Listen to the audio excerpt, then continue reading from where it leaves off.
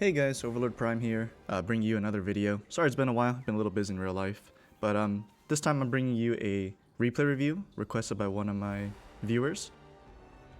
And this is going to be an EBR 105 game on Murovanka. I swear to God I'm not doing this, I just happen to get replays on this map. And again, this is going to be a game where he asks me, what could I have done to win, or was this a winnable game? So obviously we're going to look at this and we're going to see if there's any errors, any mistakes, and see what he could have done differently or what he did well. So obviously, as a light tank, you always want to look at the matchup. EBRs nowadays, because of the matchmaker, they'll do a mirror matchup. So if there's an EBR in one team, it'll try to put another EBR in the other team. But we want to look at what the competition is on the other side. So we have a Sheridan on our side and a WZ on theirs. Both are not great. I would say they have a slight advantage with the WZ compared to a Sheridan. In the artillery fight, it's going to be two autoloader RDs, one autoloader on your side with a 261. I would say there's a slight advantage for you just because of a 261. We have a 60 TP, E100. That's a matchup, in my opinion, in favor of the 60 TP slightly. The downside is 60 TP doesn't have great heat, whereas their E100 has better armor for the positions they'll be playing, assuming they go one line, which means that I would say it's neutral, but if the 60 TP engages anything else, it might be a favorable fight.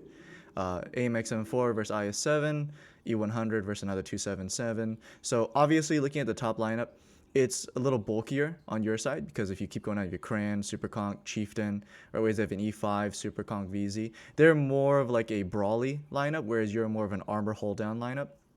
So obviously, if this ends up being a slow fight on the hold down, which typically is what occurs in the 1-2 line, it's going to be a little more advantageous for you, assuming that the heavy spread is even.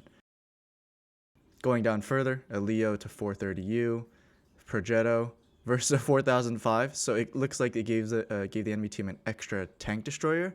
On a defensive map like this, that is a little unfortunate.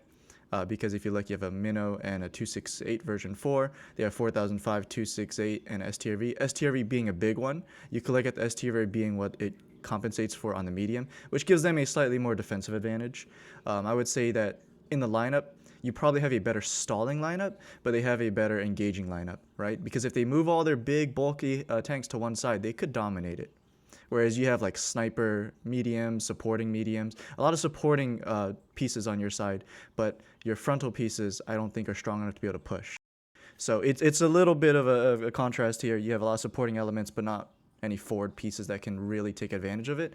Whereas they have a potential to go all in on one side and completely destroy that side, which is something to be worried about.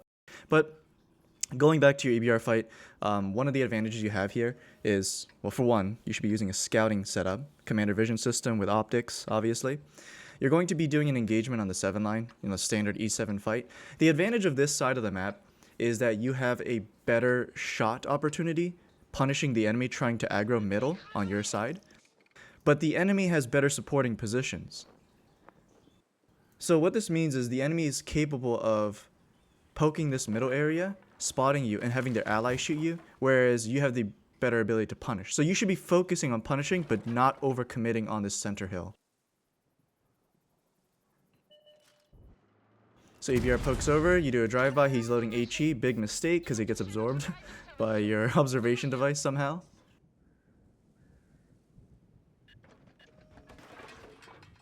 He's going for another loop. He's going wide, which means you have an opportunity to get another shot. Very, very good shot.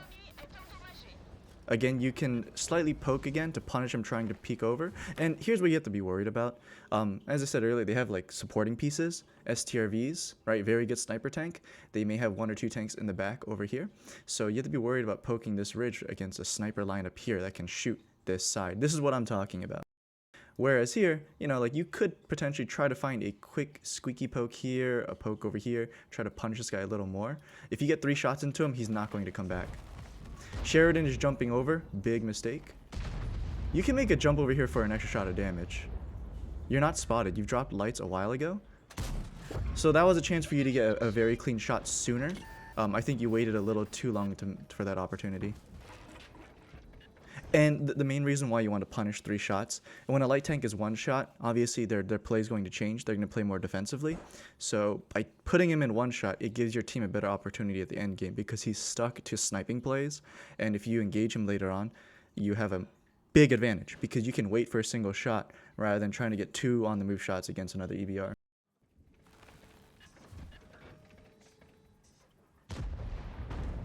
So big problem here is they're starting to aggro the forest side. You've gotten control of the 7 line, but your AMX platoon mate is taking a very bad path. I do not know what he's doing here. So this I find very, very funny. They're aggroing this way, right? 430U's here, VZ's poking here, right? WZ's been controlling this. So they have information control over this position here. Your platoon mate was here. And you managed to wrestle control against them on this side here, right? The EBR obviously ran away. You know, WZ was on this side. So there's nothing here, right? They may have shots down the lane if they spot you, but outside that, they have no immediate control here. So for some reason, the platoon mate decides, seeing that an aggro is happening on 7, 8, 9 line, right? Specifically 9 and 0, to drive in front of 9-0 like this, rather than just cutting across here and only putting himself at risk to snipers. I don't really know why he did that, but that was obviously the wrong play. You never want to drive out here because there's no building cover. This is all soft cover, and against light tanks, you'll pretty much always be spotted. So your platoon mate probably doesn't live here. Oh, he dies.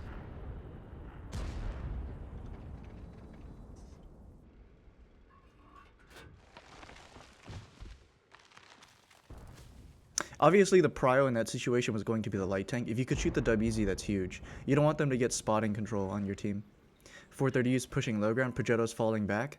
This gives you an opportunity to actually support him. There's no point in controlling this 7-8-9 any longer. The EBR, again, is not too much of a threat, and if the WZ and EBR go together, you're threatened. So you could just leave the chieftain there, hold down to like basically deter them. The Progetto, if he keeps running back to your side, you can support him. He's trying to run back to this flank. The 430U would make a mistake if he tries committing, but he may just because he sees a super conk behind him.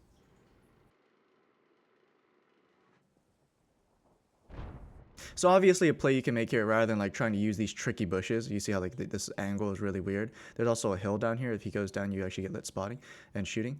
You can actually go further wide on the red line right here. Use these trees standing up or even these bushes standing up as cover, and you have this entire field here rather than trying to finesse your way between these two gaps here. This position is stronger, more static. You could wait for your shots all day and fire without being lit. So you can see like the trickiness, right? If he moves forward a little bit, you obviously have a tougher shot. You get a very good fire shot. Saved your Progetto another 440 HP. It's very good. That means that Forest has gone from a losing position to a stalemate. The Minotauro is being spotted by a WZ most likely and being punished for it by artillery. He's not going to last too long because 2 autoloader RDs are going to punish and slowly make him bleed. So you can try to punish this more aggressively. The main concern is the WZ on the hillside here. The good thing about this is you can play aggressively because there's no real defensive areas the WZ can poke from without being spotted by you. So you can take a wide angle here and start punishing the Forest. Playing defensively here is not a bad move either. If you want to wait for him to do something, then that's fine. Minotauro making a huge mistake poking over on the high ground there.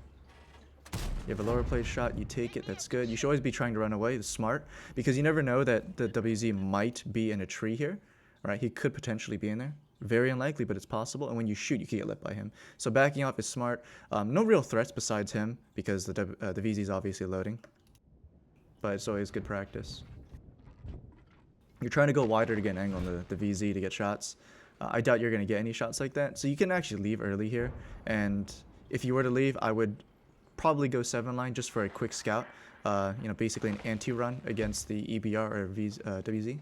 WZ dies on the other side. He tries playing middle. Progetto commits to the Super Conk. That is a dangerous commit. This is a mistake that many players would make. They would see a Progetto there fighting a Super Conqueror. Super Conk has like a 5-6 second reload. The Progetto has a 4-shot clip with a potential of like 1200 damage. Actually 1440. And they may see that, oh, I can punish a little bit, get 1, maybe 2 shots.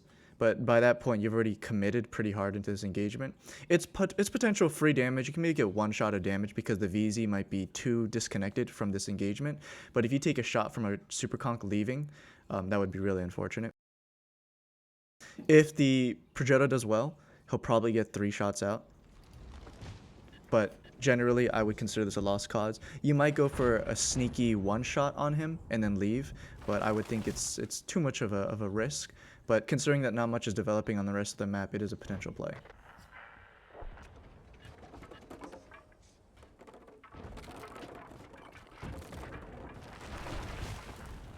Unfortunately, the forest, in my opinion, was a win for your side.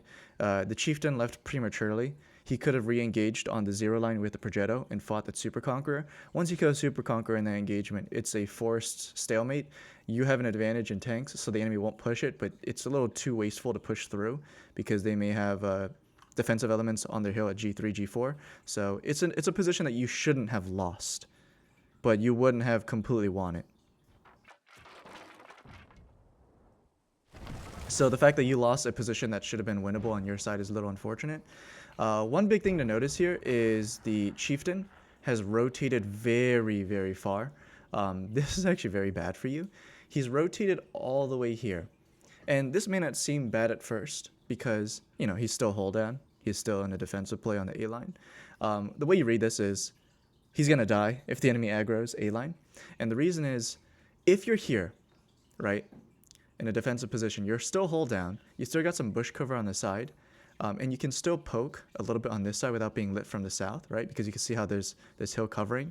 And what you do is you go on the right side here. And that acts as nice cover. You can't get lit from the south. The A line's covered by bushes. You have nice sniping lanes against the hills in the distance. So that's good covering angles.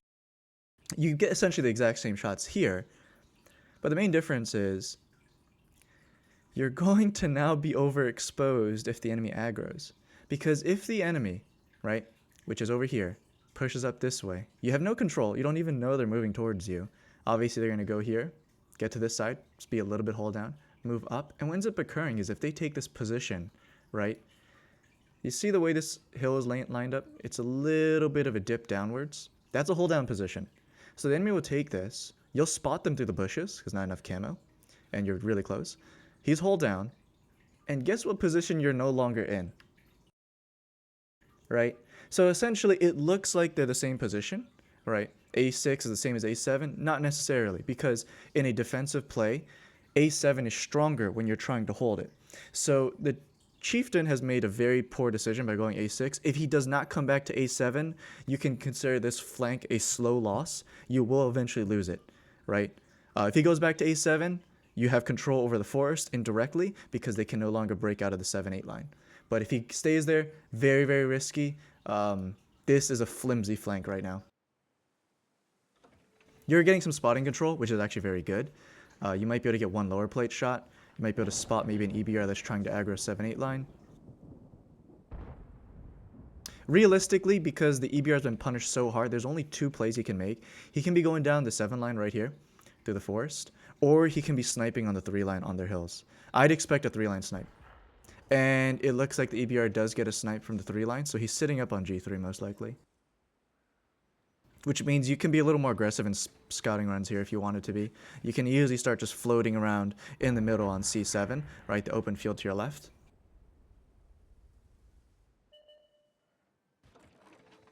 EBR is in the middle. If you can get a shot and kill him, that's huge.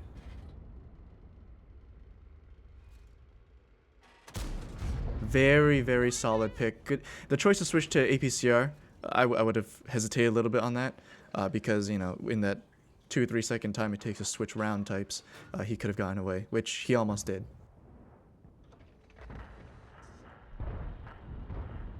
$4,005 in the middle. You might be able to get 1 free shot of damage. So you're doing a rotation here, which is very smart. You're starting to go over to A3, A4. This is a little more time sensitive. I wouldn't have worried about the 4,005 as much as you did. You wanted to go to A3 ASAP because the big concern is if the enemy's already aggroing D2, D3, the main problem isn't this push at D2, D3. It's a push from the 1 line from an EBR and a 268 version 4. Obviously, the EBR was spotted earlier, but still a 268 version 4 going down the 1 line to B1, A1 is basically uncontested. You cannot fight that. You cannot get support. It's very difficult there. And then he'll slowly creep up to A2, A3, at which point he's pushed out yourself and the 2 artillery. So you want to be spotting C1, D1 ASAP. right? And at this point, by spending so much time against this 4005, you open up the possibility that they're already pushing C1. So the longer you spend here, the more time you're giving the enemy to flank around on A1, and this makes it harder and harder to commit to A3 later on.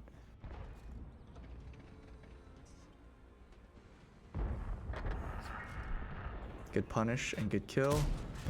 Good shot of damage on STRV. So 60 TP is now pretty much backed off. He's starting to run. Fortunately, in the position he's in, he'll be able to spot C1 for you.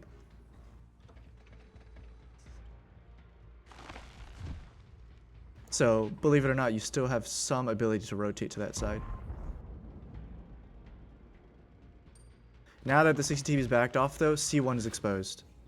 So you need to control C1 immediately. You are going to get lit right now. The IS-7 is close enough to spot you pretty much.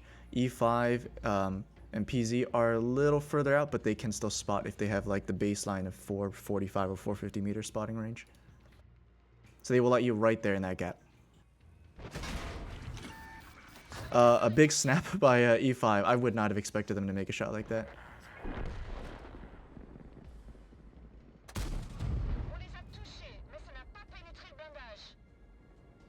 If you're in the spot, what I would actually be doing here is I'd be knocking down trees. The enemy knows you're in this position already. You have to overexpose yourself because the bushes here are pretty awful. Right, there's this low ground bush. You could be going left here into this low ground here, climbing up through the bushes and not be lit. But alternatively, you can knock down this tree here and knock down this tree without overexposing your tank. And you have ability to poke over this ridge and get a shot like you did without being lit. They'll know you're potentially in those spots, but they won't blind fire most likely.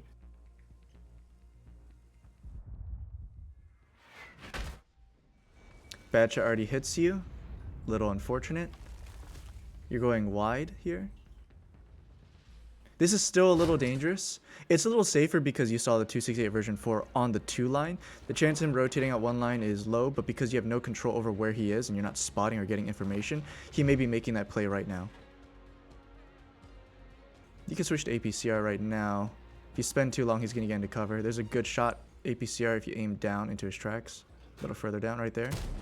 I would have aimed a little bit further down, just a tiny bit, because I was close to going to his spaced armor. 268 version 4 rotating at C1. He needs to be punished by 60 TP or artillery right now. Nice. So that is a threat that you needed to worry about the whole time. Now that threat's out, what you could be doing right now is you can immediately rotate out to C1. No need to rush the shot. Aim below the tracks. You know, the E5 can't really punish you. STRV may be in the middle, poking over here and like having a shot on you, but at that point you're just going for a trade. But if it's a trade, you have to make sure you pen. So rushing that shot when you know that guy's going to be aiming for a split second is really, really bad.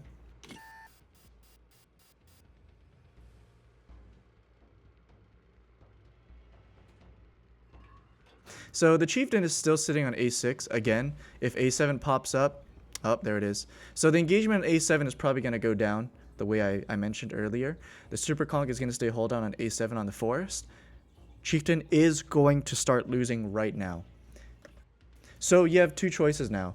You can either rotate to help fight the super conqueror and leave the 60 TP out to die while getting sniped by the STRV the whole time, or you can try to engage and get this IS-7 out, freeing up the 60 TP and potentially fighting back the 3-4 line ridges.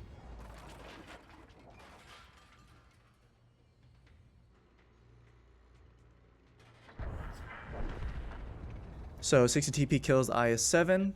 This side's not really too contested, but now you have to worry about the Super Conqueror. I would say there's no point in poking out this far out, unless you're looking for an STRV for some reason. E5 is backing up. That's actually a lot of information there. So the E5 backing up means they've separated themselves. Super Conk and E5 on two extreme flanks. Chieftain is losing. You're rotating out to help the Super Conk fight. CCTP is pushing up 4 line, which is really strong. You like the STRV, very, very dangerous here. Super Conk just won that fight. He's going to start shooting you now, so you have to be worried about him too.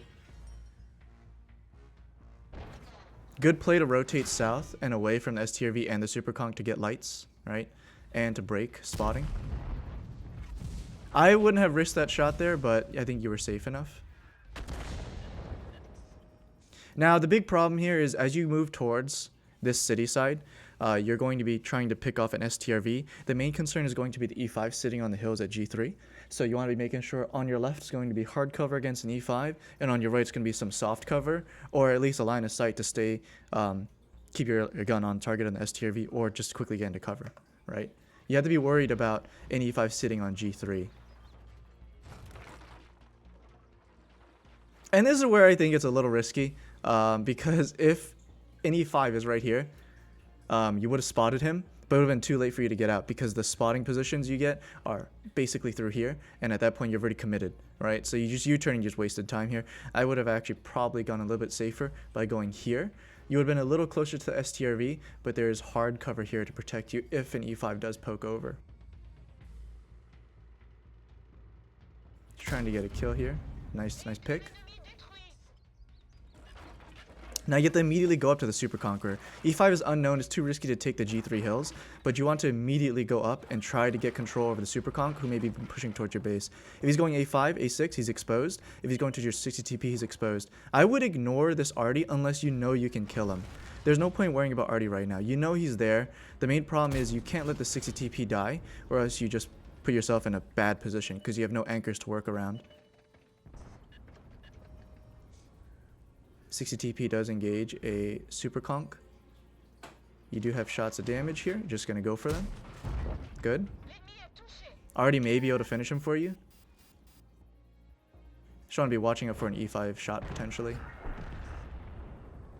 E5 is pushing north. Now you can go engage that E5, or you can go kill Artie. I think going for the E5 is a smarter option. Unfortunately, you have no APCR, so heat's all you have. Artie does kill 60 TP. You can take advantage of the situation by taking the hills on C4 or even D4 and play defensively, trap the E5 in that position and punish him slowly. You will not get spotted on these hills unless you're shooting without cover, but obviously you would not be doing that. You had a very good clean side shot. I think you moved your gun a little too much and shot his front. That was a very unfortunate miss. Shouldn't have been a miss, obviously. Cupola shots against an E5 are very bad in your gun because your heat pen is actually about the same thickness as an E5 cupola, and you have to hit a very specific area to have a more reliable chance of penning, which obviously is not always the most easiest thing to do with this gun, and lower plate shots are not too reliable. At this point, what you can do is you can actually rotate out to zero line. This is not really going to go anywhere. At best, you're maybe going to get a shot on a Batchat Artie that's going to try driving out towards the A line, right, towards A4, A5, and you have side shots. But you have a good control over the situation on this game. If they go on cap, you have the ability to reset, and if they don't go on cap, obviously they're going to have to try chasing you down in open terrain, which you can kite. So it's relatively safe to leave this guy alone and start trying to hunt down Artie and buying yourself more map control.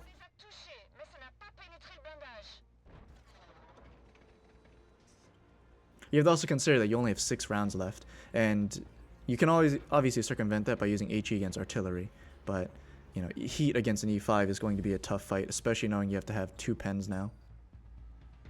That side shot miss was very, very unfortunate, and it should have been a pen. And at the range you're at, you don't have to worry about leading. You just shoot and it'll go where you're aiming. At 200 meters at best, you know, more like 150, you're not going to miss what you're shooting at. One Artie has gotten on cap. It's very unlikely it's the A3 Artie because you were controlling that the whole time. It's more than likely going to be the 9-0 line Artie, so you don't have to worry about this. But if you were really concerned about control here, I would have actually taken a more outside path, making sure the side was clear of the batch Artie, like just jumping over this ledge here. Not committing all the way down south here, but like maybe jumping over this ledge, making sure this ridge line is safe, so you know there's no batch Artie that's going to flank you. But you do have spotting control. It's just when you commit to A5 or A6 to get the shots, if they go up A7 behind you, it could be problematic.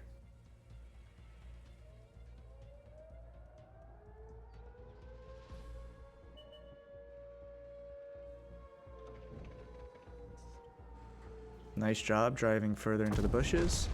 Good kill. I would have personally driven a little further out just to be absolutely safe on that engagement. E5 is driving away. You have HE loaded. You get a amazing pen on the engine deck. Now we know where the other bat chat already is. You can actually start aggroing towards their hills. C4. Because the E5 is running away.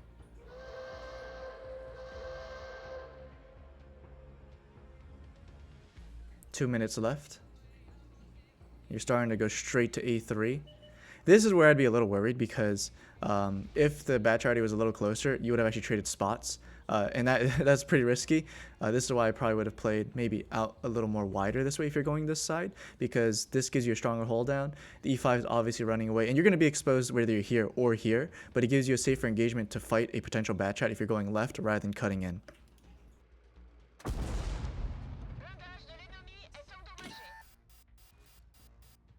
So you should have spotting control against an E5 if he tries shooting you from A2, A3, E2, E3. So obviously this is going to be an easy engagement for you.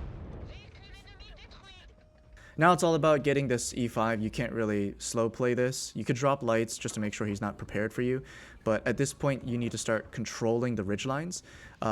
I would bounce C4 and go towards the city side, mainly because C4 has high control over the D1 area and the E2, just in case he's poking the ridge line, but not committing this way. You do not want to commit into the 3-4 line here. So you poke over, and then you run towards the city side here. You can still play the ridges a little bit here. You don't want to be committing too far on this side, because if they're playing the ridge line here, and they spot you, your only escape is this way, which is fine. But if you start to commit this way, your commitments are going to be to the left or to the right, and he could just overexpose, drive towards you, and just kill you.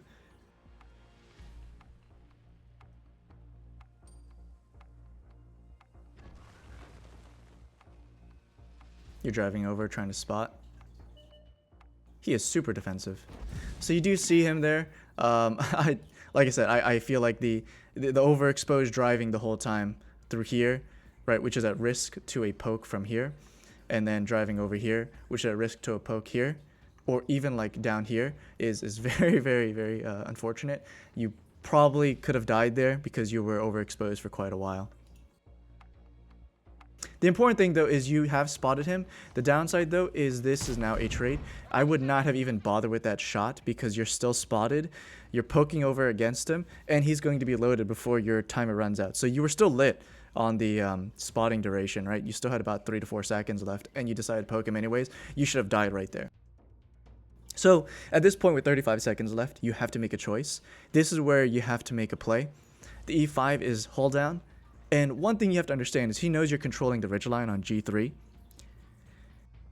You have to understand something. There is a strong assumption we have to make here, and it's that he's not going to run north. All right, a G1 to F1 position is an escape route that a lot of people would see. The main reason why that is very unlikely is because they are going to be overexposed running from G1 to F1. The only reason you'd make a play from this to this position, knowing they have control of hills, is when you know they've left the hills and they're rotating south to get shots on you. But it's too risky because he doesn't have the spotting advantage that you do, where you can stay invisible and just soft control this, where he can't spot you, but you can spot him trying to make a play, right? You're a counter position. So the odds of someone making that rotation to F1 for a side shot is very, very unlikely, which means you know he's probably going to anchor in G1. But a play you can make here is, knowing that you were just spotted for shooting him, you can now play mind games, spend about 5 seconds tricking him into thinking you're going north, and then rotating south to get shots. You do not want to be fighting these hills because he's wary of them and he's pointing his strongest armor towards you. So he's trying to front up G1 to F1. This is pretty important. What you can do here is you can actually run south this way. You can actually cut across relatively aggressively. If you're worried about that, you can actually go wide this way. Right now, you're only going to get one good shot. At the point of this reload is you might be able to get 2, but because he's hold down, 1 realistic good shot is all you're going to get. And if that's the case, you should go all in. Commit full send on the south. Go up the buildings here into the bushes, right? So you go around this building on the left side, commit hard right through the bush line here. And then what you can do is you can get into the bushes here, or even like If you want, you could break off a little bit here and get shots from the red line over here into his back. And the main reason why you want to cut in is because if he tries driving out, he overexposes himself over the ridge, which you'll light.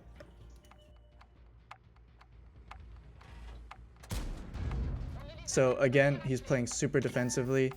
You just gave away your position, so this is basically a defeat. He can react to anything you do now, because when you rotate, by the time the 10-second spotting duration is over, it's going to be 5 seconds left, which means, one, he knows exactly where you're going to be for that final shot, because you don't have enough time to rotate, and two, you're using heat against an E5.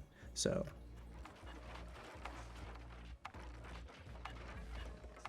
at this point, your only choice is just repoke and try going for another shot on the bush line. So you do make an attempted rotate to the south, obviously. It's too late because he can see you doing that. So you played too safely at the end there. At the end, after you made that decision to make a shot, as I said, because there are 21 seconds left against like a 12-second reload, the moment you shoot and get lit, your only play left is to go back into that bush line, right? Repoke, and you have 4 seconds left to shoot safely. And that's the only opportunity you have. And you basically pigeonholed yourself into that play by not rotating south. So a very, very, very unfortunate end game there. This should have been a victory. E5 should have actually died. But I would say that it was pretty much even. He was going to be one shot no matter what. You know, if you want to trade that heat miss earlier on for that HE pen at the end, yeah, we can make that 1-to-1 trade. But definitely should have been a victory. You made a few too many risky plays at the end game. One, the H3 push onto their hills where the E5 missed you, and then a repoke into the bush line to shoot at him, and then he missed you again. So you should have potentially died 2 times at the end game. So this was more of a lucky encounter at the end, which you just did not close out properly, right? You were given 2 opportunities, both of them squandered, unfortunately. Anyways, you know, to answer the question, was this winnable? Yes. It should have been a defeat. You definitely pulled this game closer than it should have been. So, I mean, be happy that it was a defeat pulled into a draw, but it was definitely a game that could have been a victory. Anyways, guys, thanks for tuning in. Hope you guys enjoyed another replay review. Again, if you guys want more of these, just send me replays. Send them to my Twitch account by messages or private message, YouTube, Discord, whatever have you. Just let me know what you want me to see on the replays, and I will record them and do my thoughts. Anyways, thanks for tuning in. See you guys on the next one. You have a good one.